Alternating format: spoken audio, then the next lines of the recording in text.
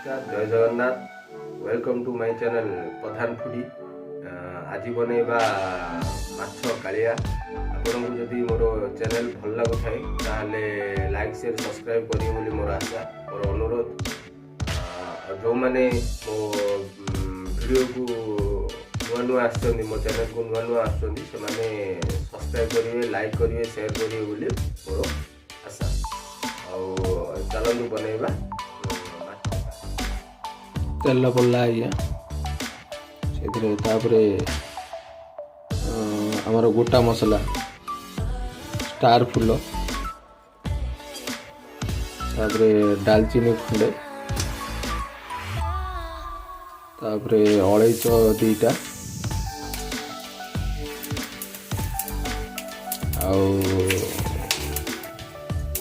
मोर full आउ सब गुड़ा काजू फाजू वगैरह सब गुड़ा पकई डालचीनी लवंग गोलमरीच तेजपत्र सब गुड़ा पकईदेली रोस्ट कर बाहर करदे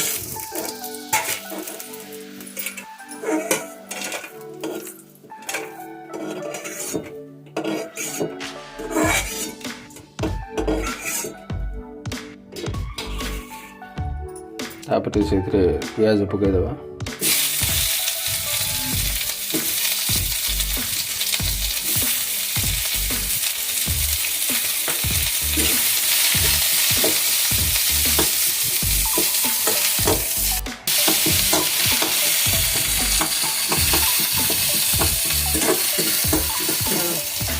पियाज को हल्का रोस्ट करिया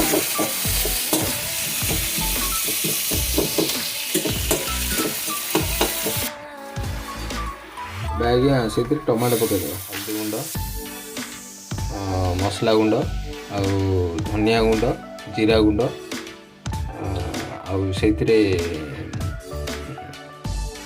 अदा रसुण पेस्टा पकई नी पकाऊँ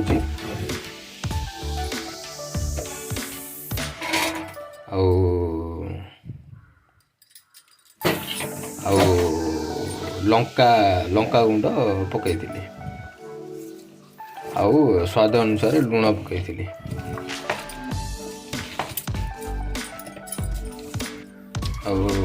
बर्तमान देखु एगुड़ा सब मैरिनेशन करागला से माछ गुड़ा एमती भाजी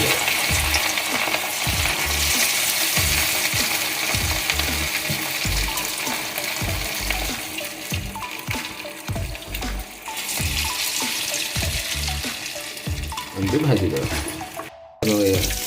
ए टाइप भाजी होगा या बाहर कर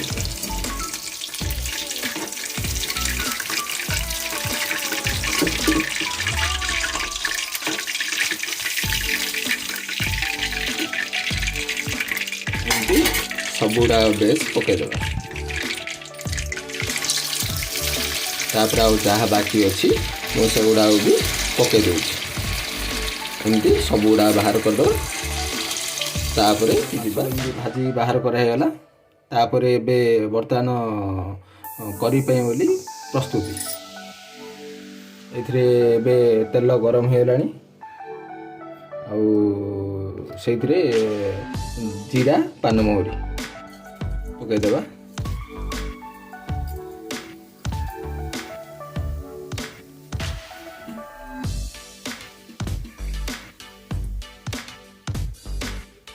तापरे तेजपत्र दीटा पकईदेली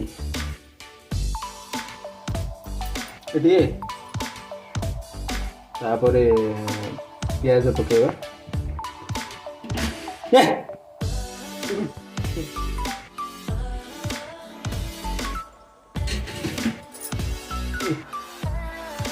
तापर आज्ञा मेसुना पत्र पड़गला करी पत्र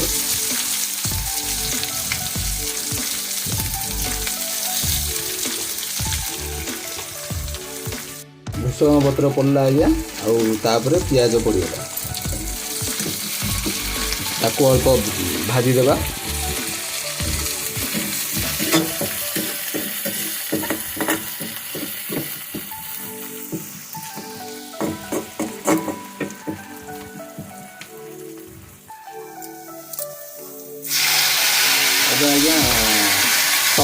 ଟମାଟୋ ପକାଇଦେବା।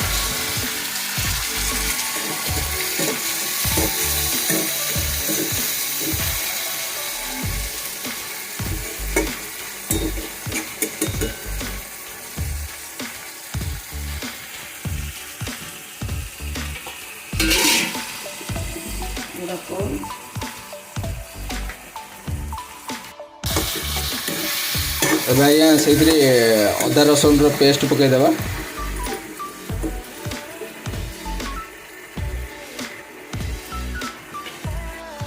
ଅଳ୍ପ ଟିକେ ଅଦା ରସୁଣର କଞ୍ଚା ସ୍ମେଲ୍ ଗଲା ପର୍ଯ୍ୟନ୍ତ ତାକୁ ଟିକେ ଅଳ୍ପ ଘାଣ୍ଟି ଦେଲା ପରେ ତାପରେ ସେଇଥିରେ ଆମେ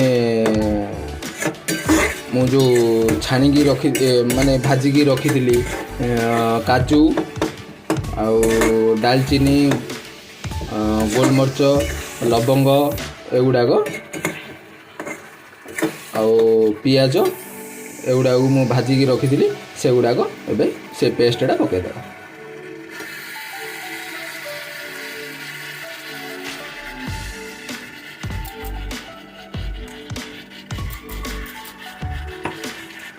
ଦେଖନ୍ତୁ ଆଜ୍ଞା ସେ ପେଷ୍ଟ ପଡ଼ିଗଲା। ତାକୁ ଅଳ୍ପ ସମୟ ପାଇଁ ବୋଲି ଭାଜିଦେବା।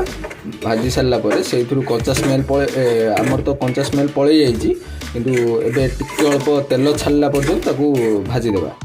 ଭାଜି ସାରିଲା ପରେ ସେଇଥିରେ ଆମେ ଗ୍ରେଭି ପାଣି ଦେବି, ନହେଲେ ସେମିତି ହିଁ ରଖିଦେବି। ବର୍ତ୍ତମାନ ସେଥିରେ ଆଉ ସ୍ୱାଦ ଅନୁସାରେ ଲୁଣ ଦେବା।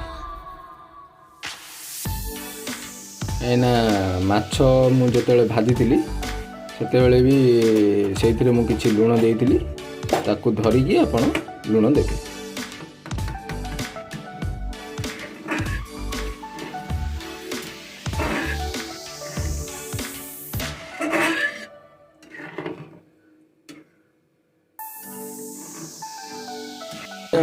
ସେଇଥିରେ କିଛି ଦହି ପକାଇଦେବା। ଆଉ ଦହି ପକାଇଲା ପରେ ସାଙ୍ଗେ ସାଙ୍ଗେ ତାକୁ ଘାଣ୍ଟି ଦେବା, କାହିଁକିନା ନହେଲେ ଛିଡ଼ିବାର ଇଏ ଅଛି।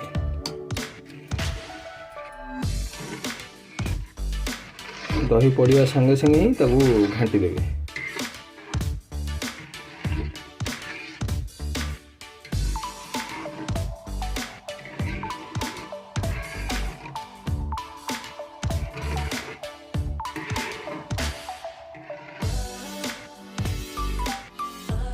ଦେଖନ୍ତୁ ଆଜ୍ଞା ଗ୍ରେଭି ପୁରା ହେଇଯାଇଛି। ଆଉ ସେଥିରେ ଏବେ ଗୋଟେ ଗୋଟେ କରି ମାଛ ପକାଇଦେବା।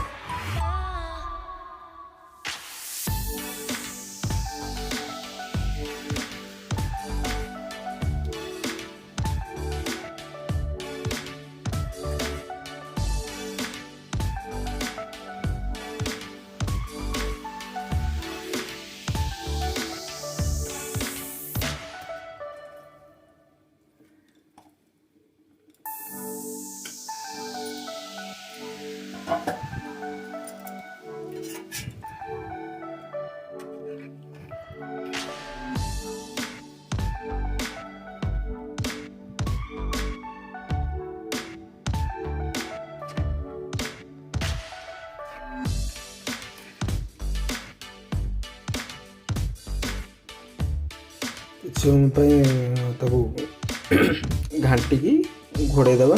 ସେଥିରେ ବର୍ତ୍ତମାନ ପକାଇଦେବା ଚିକେନ୍ ମସଲା,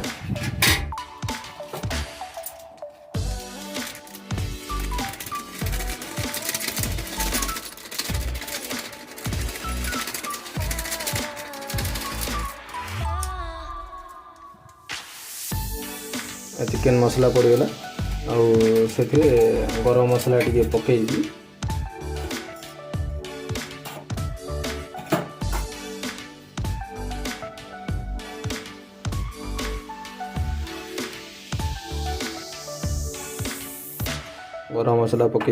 ତାପରେ ତାକୁ ଟିକେ ଅଳ୍ପ ଧୀର ସ୍ଥିରରେ ତାକୁ ମାଛ କାଢ଼ିବା।